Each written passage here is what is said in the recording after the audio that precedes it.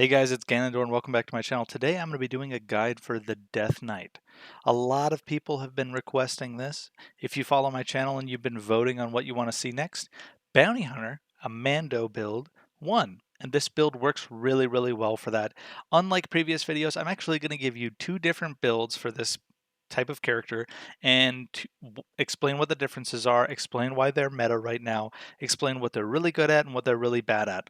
A little bit of background about me. I've got about 3,000 hours in the game. I've played every single build in the game. I was server first Necro, like max level Necro, and I'm always on the bleeding edge trying to figure out what works and what doesn't.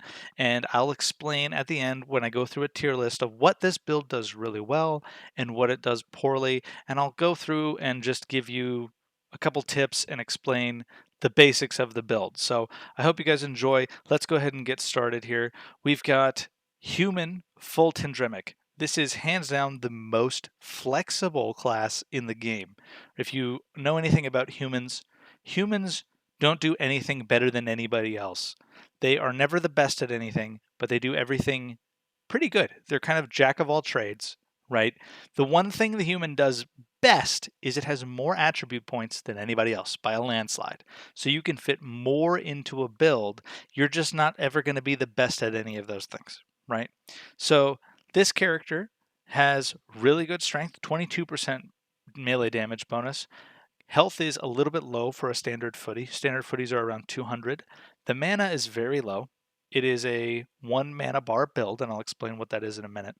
But you have about 30 less mana than a Dex Mage, and you have about 130 less mana than a Fat Mage. And mana is regenerated by a couple things: your armor weight, your maximum mana, because it's a percent-based regeneration, so the more mana you have, the faster you get it back, and different clades that play into it, like the human paladin clades.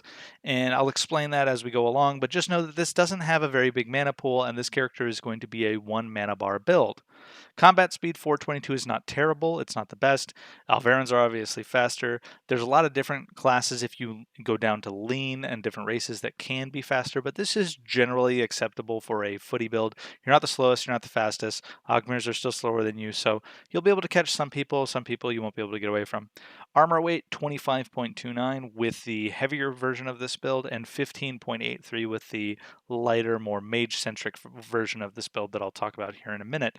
Just know that if you get a decent trinket, an armor weight percent trinket, you can wear full steel in this build. This build is extremely meta for that reason, right? Moving on, we've got the heavy build here. This is my Ganondorf build. This is what I love about Ganon. Ganon is a guildie that I've had in my guild for a very long time, and he has played human staunchly since the launch of the game and sworn up and down, it's going to be meta someday, it's going to be meta someday. And it is meta today. It is the entire meta is moving forward into a human-focused build because not only does necromancy, I have animism here as a filler because the build on the website doesn't show it. Just know that if you see animism, that's actually a fill-in for necromancy. Necromancy has big AoEs, and I'll talk about the war cry and how that works, but it has big AoEs that are really impactful. And now you've got elementalism around the corner that you could rotate in. If you're watching this build in the future and elementalism is more accessible to you as a newer player, you can swap that in and run elementalism instead of necromancy and have these big potent AoEs that can crush in team fights, and it's really good. So if you're looking at the meta for team fights, you know that you need some psych or you need some kind of protection and mitigation against AoE damage from mages. Humans have that into their kit. Not only do humans have that in their kit, but with their war cry, they can give it to all their allies as well. So having humans on your front line with you is really nice in today's meta, right? So let's talk about the heavy build here for a second. It's a footy first, and it has everything that you'd want in the footy tree. It's got aggressive stance. Defensive stance is a little low. It's at 56, but that's because you need to make room for things like mental training, mental offense. You have enough mana to heal yourself 20 plus times with your mana tree, with your mana bar, or go full offensive with your AoEs and your big damages, and then you have mounted combat as well with your swords so that you can dismount mounted mages. If you need to hunt down your target out in the open world, you can pull out your sword, dismount them, and then go to the ground fight where you're going to shine and try to put them in the dirt. right? The meta right now is using 1 mana bar builds on the front line, or using your necros to flank and push. You call for the human war cry. You can watch it in some of my videos. You'll see it in my epic moments video where we're fighting North Order.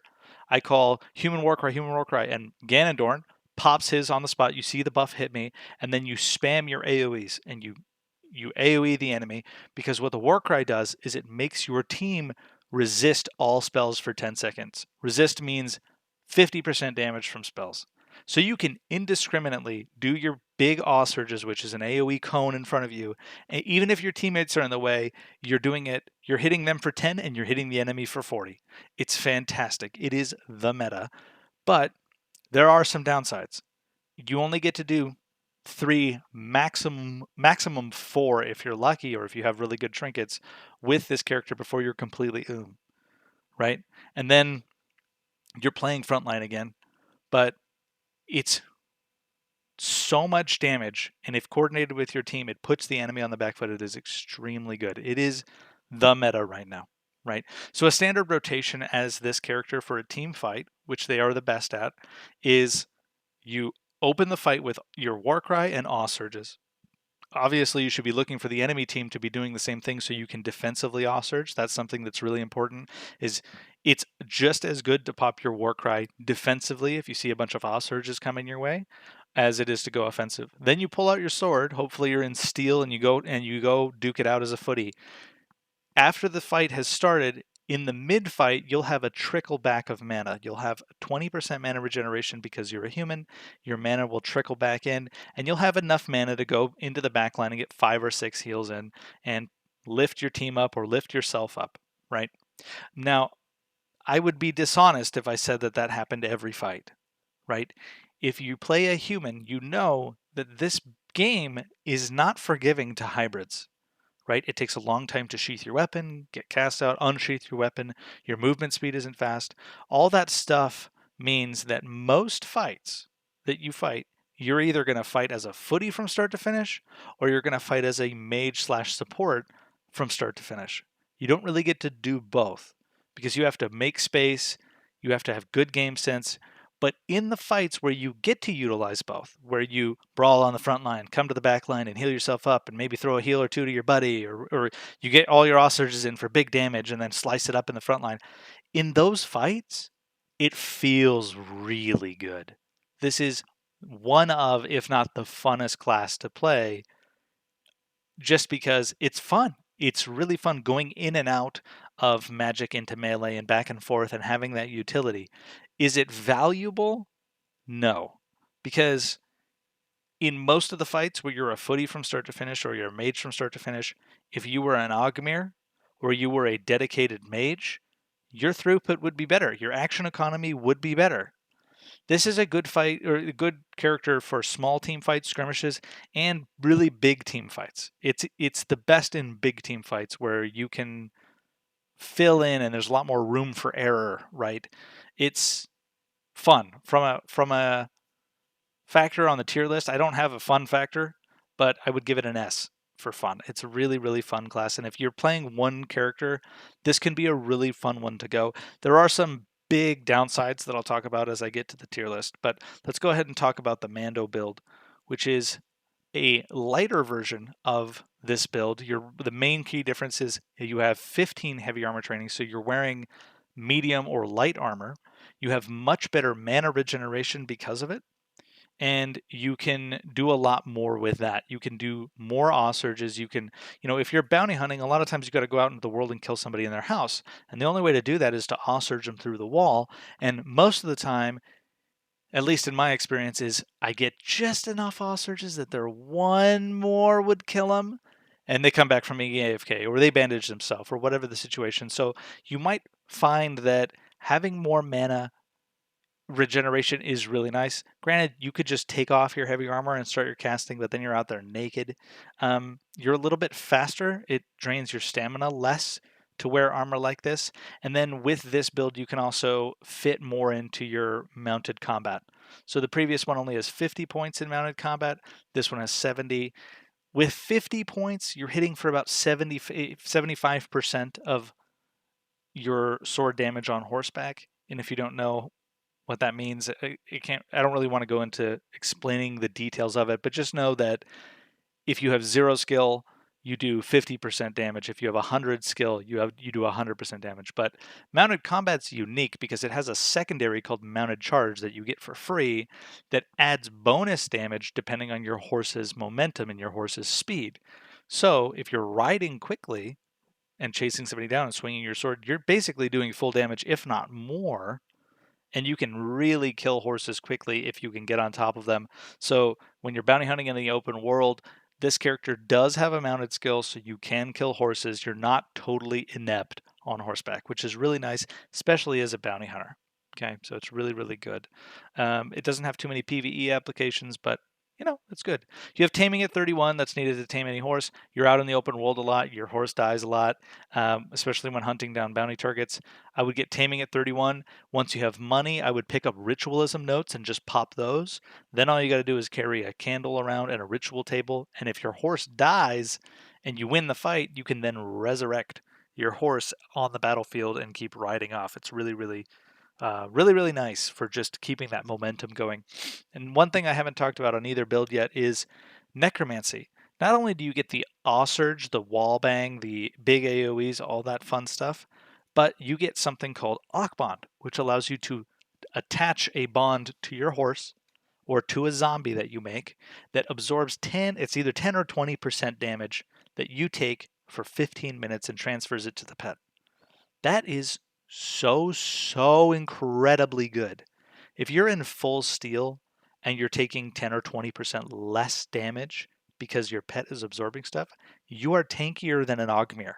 You are now the meta frontline character. You are nigh unkillable. It is fantastic. It is extremely good, right? There's versions of this build. Like I said, it is so flexible. There's so many things you can do. If you wanted to, you can dump the intelligence and go full Psi-Fighter on this and do utility spells only. Do things like Akbond, Spell Reflect, all that stuff. You'll have the same mana pool. You won't be able to heal yourself. You'll lose the potency of your damage spells and your healing and stuff. But if you just are tired of dying to mages and you just want to be the ultimate frontline tank that can't be killed by melee or by magic, this could be the solution for you. This build is extremely flexible. Okay. Let's talk about professions here for a second on the right side. It's the same for either one, but you've got animal materials crafting, armor crafting. I would even say take it to medium armor and heavy armor as well. The idea is you're bounty hunting, so you're traveling the world. You're going to a bunch of different places. You might not have a bank where you're going. You might need to kill an animal or two, make a decent weapon. It's just nice to be able to go somewhere, buy steel on the auction house, or kill a couple bandits outside of town, come back in, craft your weapon, craft your armor, do exactly what you need so that you can just stay mobile, stay aggressive, keep the momentum. Bounty hunting is difficult, right? I have the bounty hunter title.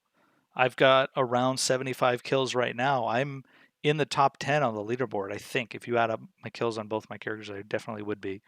And it takes a lot of due diligence. The system is not well refined. You can get bounties that are 17,000 meters away, so you got to cycle quickly. You're going in between towns. This is a really good character to get rep on. This is a really good character to get experience on and learn. This is a good character to learn the world in, right? It is so fun and so rewarding. And when you get those bounty hunter titles and when you get those bounty hunter rewards, it just feels so good. At least it does to me. Some people don't enjoy that type of thing, but I know that I'm one of the very few that has achieved that, and it is one of the hardest achievements that I've ever gotten in a game. Because you're hunting down real people. It's not you're going after NPCs. You're hunting down real people, and they're murderers, which means they're generally pretty good at the game, or at least they know the mechanics, so they don't just fold, right?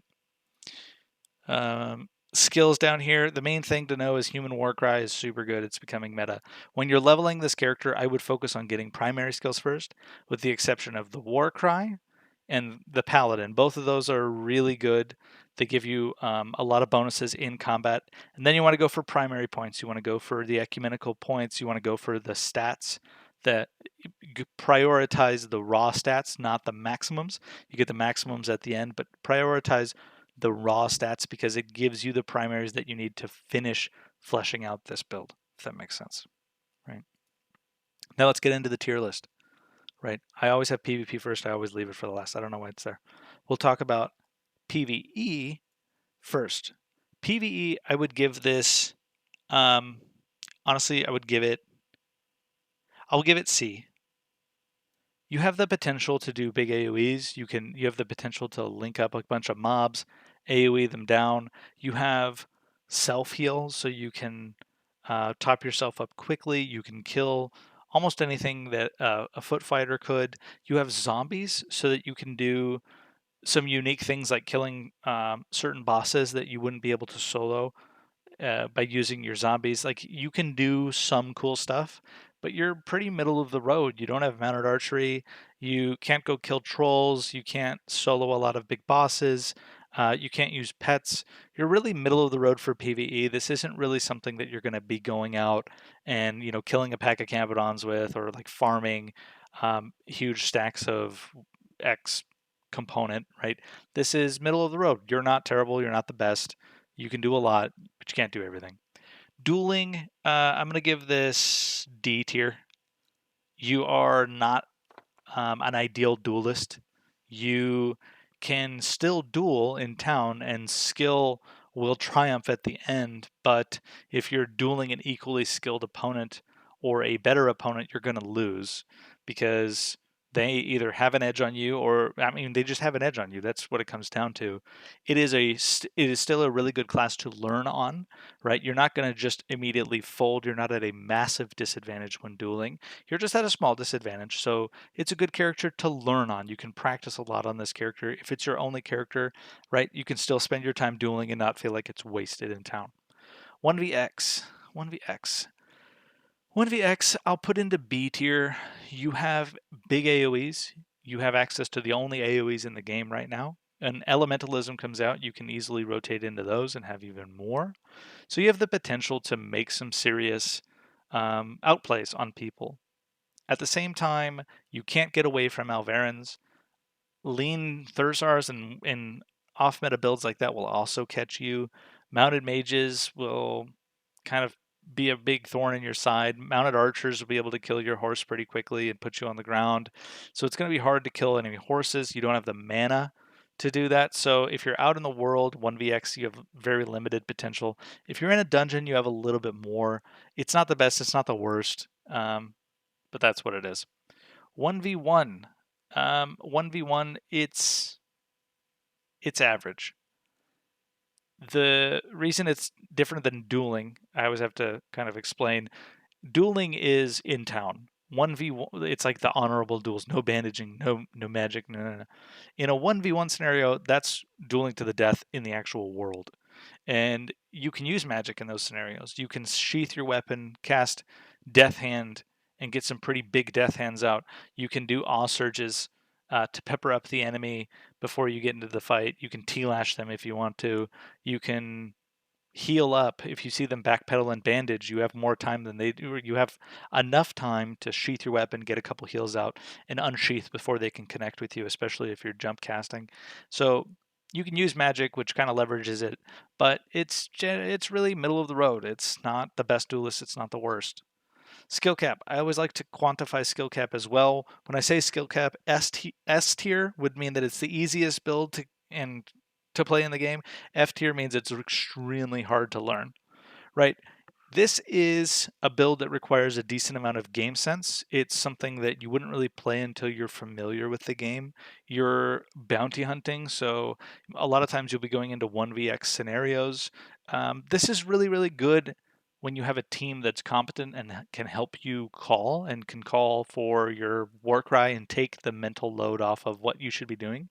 Um, I'll say this is B tier. It's not the hardest thing in the world to play. It's not the easiest, right? I think that there's a lot of game sense that needs to be learned before you can really leverage this build. Solo play, for playing solo, it's really not that good. It's really not that good. This character is really good in team fights. That's like where it shines. It's good at bounty hunting, which ironically is solo. But there are better bounty hunting builds out there that you can do a mage tamer, and you'll have a lot more leverage when it comes to killing footies and stuff like that, going into 1vx scenarios. So if you really want to go for the bounty hunter title as efficiently and fast as possible, I would say go for a mage tamer. But this is like I said, I don't have a fun category here, but I would mark this in S tier for fun. You also get mad respect from players in the community if you play a build like this and you can play it successfully.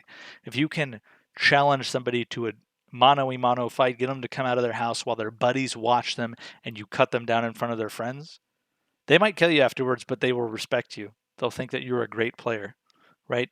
You can duel people in town, challenge people to fights, collect those bounties, air quotes, the most honorable way possible, right? So it is fun in that factor. It's not good for solo play, but it is super fun. You get a lot of mad respect if you get good at it. It's just a good all around respectable build.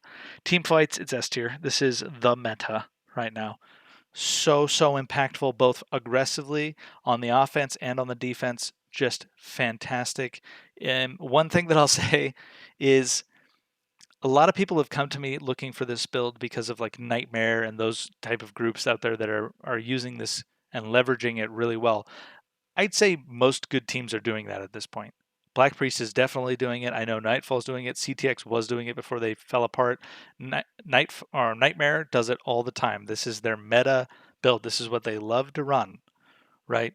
But you go look at a Nightmare video, the Death Knight videos, they're all clips in a hallway, man. I call this build the hallway banger because they're all of them are in a hallway. It's just so funny. It makes sense. It's an AoE focused build that does a lot of damage to enemy groups that are clustered, and they get clustered in hallways. So it's just funny that like all of their clips are like in a hallway. So I just find that funny. But it is S tier. It's extremely potent. It's extremely good. It shifts the team fight in your favor instantly. Defensively, um, I'd put this in S tier on one condition. This is an A tier by itself, but on the condition that you have Akbond up, this moves into S tier. If you have your zombie for Akbond or you have your horse Akbond, whatever the situation is, also you can Akbond without going criminal, by the way, so you can do it on your horse before you even leave town. But don't make a zombie because zombie is criminal. But if you have Akbond up, it's S tier. It's fantastic. You can rotate into a psych focused build and you don't have any hard counters. You don't have any hard counters in the game, which is practically unheard of. It is fantastic for S tier. The only thing that would rival it would be an Ogmir that's running tongue steel armor plus huge pots plus has everything, all the trinkets and stuff that he needs. But generally, this is extremely good. Offensive. I'm gonna go B tier, right? AoE has the potential to do fat, crazy damage, right? But that's only if they're grouped up, right? Most of the time, if you're surging in the open world, you're hitting 3, maybe 4 people. You're not hitting like 10 or 8, right? You're hitting like 3 or 4. It's good damage. It's not crazy, unbelievable damage. It's not going to kill somebody outright unless you have multiple people doing it. It is pretty good, but it's not the best, right? Your melee damage bonus is less than the full dedicated footies, not by much, but right, if I'm ranking it on a tier list, you're definitely not up there with the big bangers of the melee world, right? Economy, making money. This is like F tier, right? Super fucking bad. And let me explain. This build is pretty dependent on having good trinkets to make it to kind of take it to the next level. Big trinkets are really expensive, right? Heavy armor weight trinkets are really expensive. Having big stat stick rings are pretty expensive. You can fill a lot of the gaps in this build with good trinkets. You can get your mounted combat up to full. You could even go mounted magery if you wanted a little bit, right? If you get enough attribute points, you can kind of fill in the gaps on things that you couldn't fit in otherwise. But that's expensive, right? The other thing that's super expensive is necromancy.